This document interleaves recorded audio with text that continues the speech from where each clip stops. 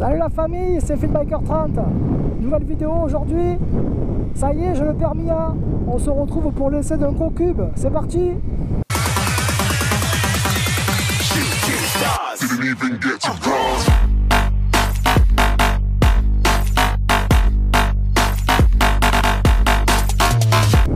Ouais, le Co-Cube en question, c'est pas n'importe quoi. C'est une Suzuki.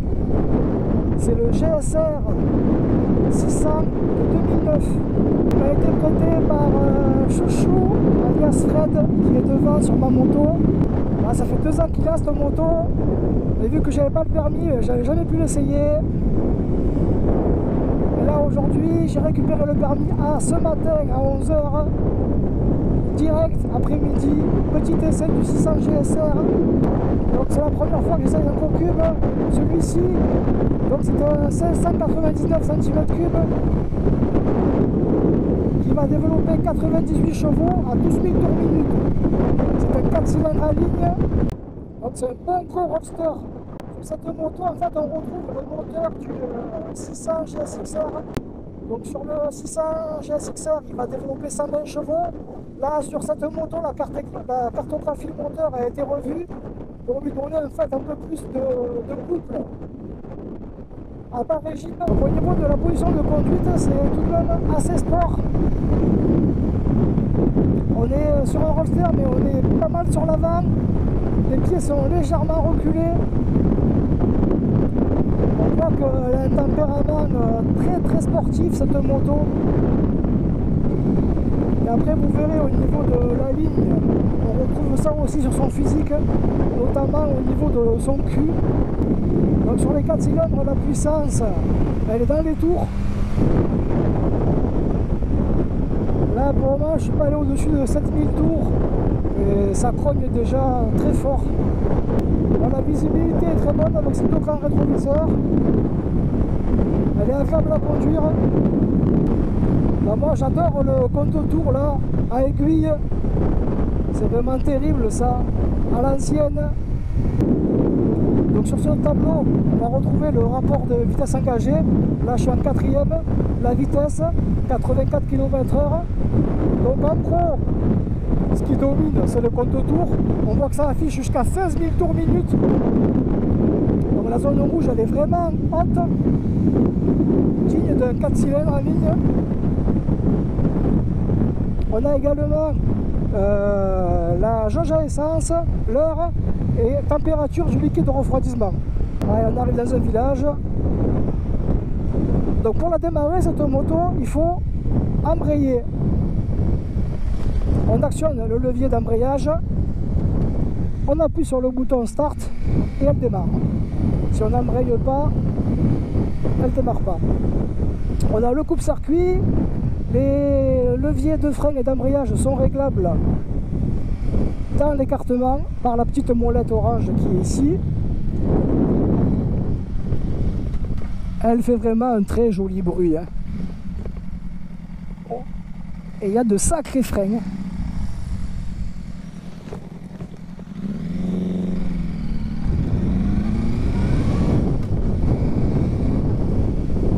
Donc là, je vous montrerai après la ligne. Sur la ligne, il y a une chicane sur 2. Je l'ai déjà écouté avec 0 chicane. Ça fait un potin de fou.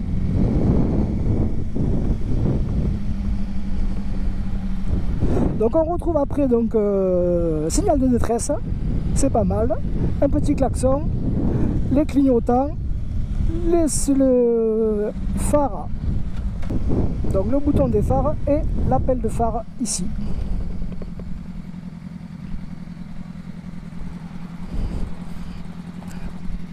Belle moto, elle est belle ta moto.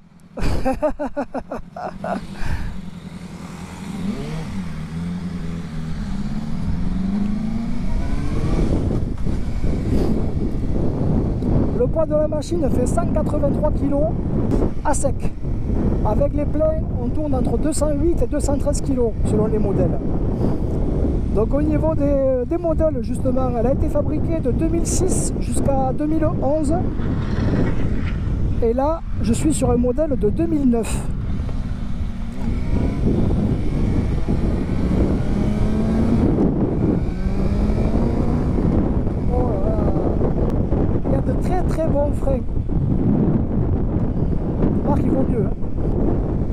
l'époque, en 2009, son prix d'achat c'était 6 800 € sur cette moto. Alors aujourd'hui, si on veut acheter quelque chose d'équivalent dans les 90 chevaux, avec une cylindrée, une moyenne cylindrée comme celle-là, ben, ce qui me vient à l'esprit, c'est la Hornet 750 qui va faire 92 chevaux et qui coûte 8 000 €. Elle est sortie de rond-point.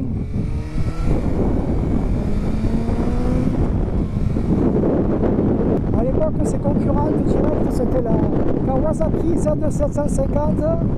On avait aussi chez Yamaha la FZ6 en concurrente directe. Et chez Honda, on pouvait avoir le CB600 Hornet,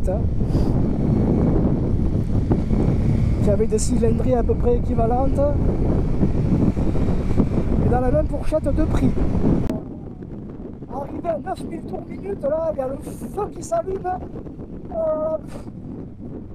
Et dire qu'il y a encore 7000 tours à franchir, c'est un truc de dingue. C'est un truc de malade mental. La salle est confortable. On peut bien caler ses fesses au fond si on veut rentrer dans le guidon. Et envoyer un peu. Là, vous voyez, je peux le rattraper sans problème. Le petit 300 devant, il a du mal. Allez, on va aller faire quelques photos. Je vais vous la montrer un peu de l'extérieur et vous parler un peu plus des caractéristiques techniques de la bête. Alors en première, à bas régime, elle a un peu tendance à brouter.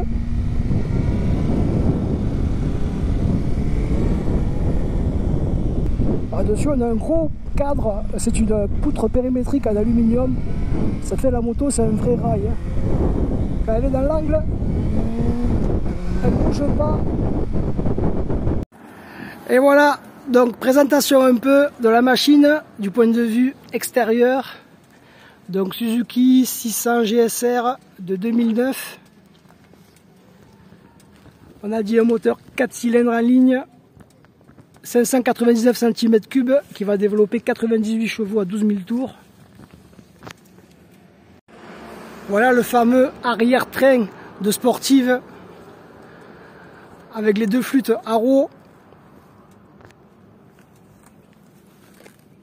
Alors en avant, on a deux disques de 310 mm avec des étriers à 4 pistons.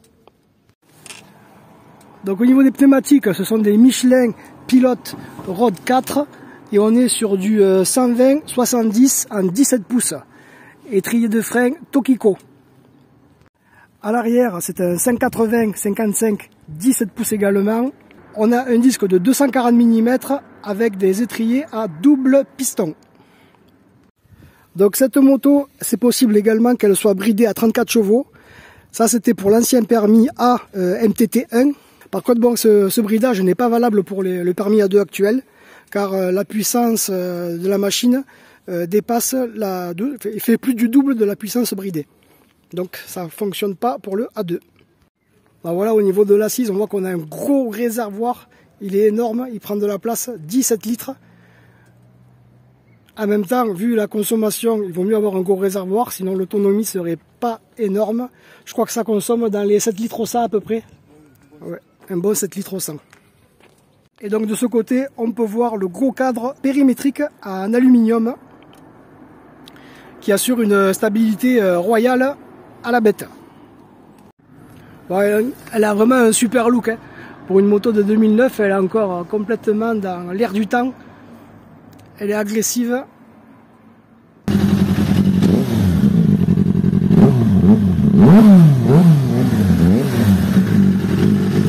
Voilà, on vient de faire la petite pause où j'ai pu vous parler des caractéristiques techniques un peu plus de façon précise.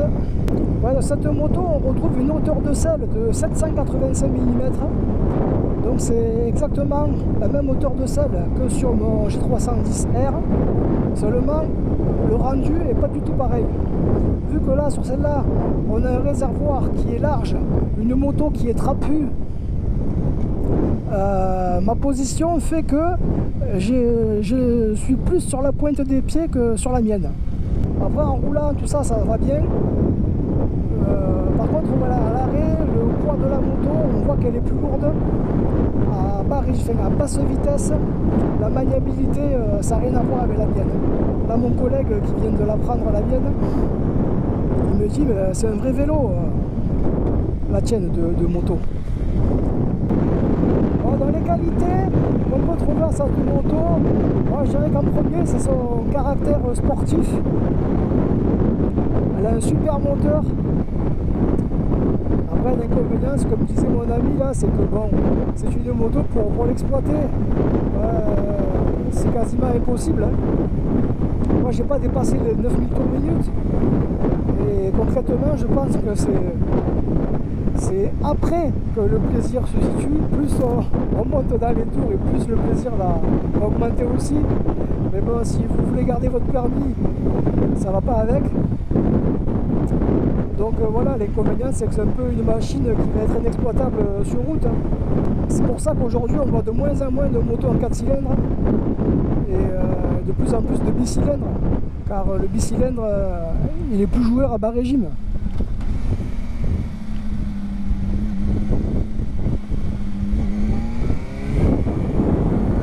Sur un bicylindre à 9000 tours, la fête est finie. Ah, les sorties de rond-point, c'est super. Ouais,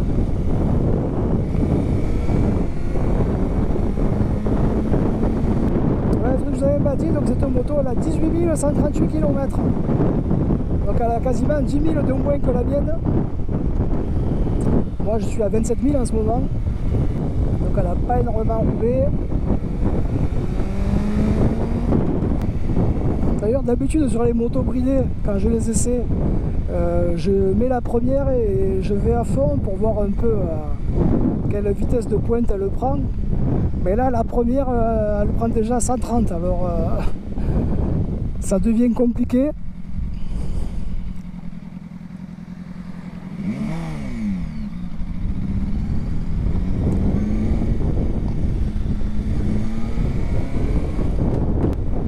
La première vitesse a tendance un peu à brouter à bas régime au démarrage. Donc il me dit que ça lui fait depuis le début qu'il a cette moto. Peut-être un petit réglage à faire. Ça, dans pas longtemps, il doit l'amener en révision.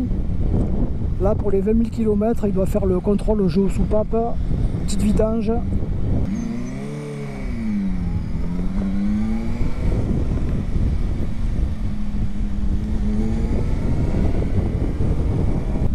Donc en 2 ans qu'il a la moto, je crois que la seule chose pour laquelle il a dû la mener au mécanicien, c'est pour changer son câble d'embrayage qui était HS. Sinon il n'a jamais eu de soucis avec. Ces motos sont assez réputées fiables, hein. Pas de soucis. Allez, on va voir un peu sur la première. Alors,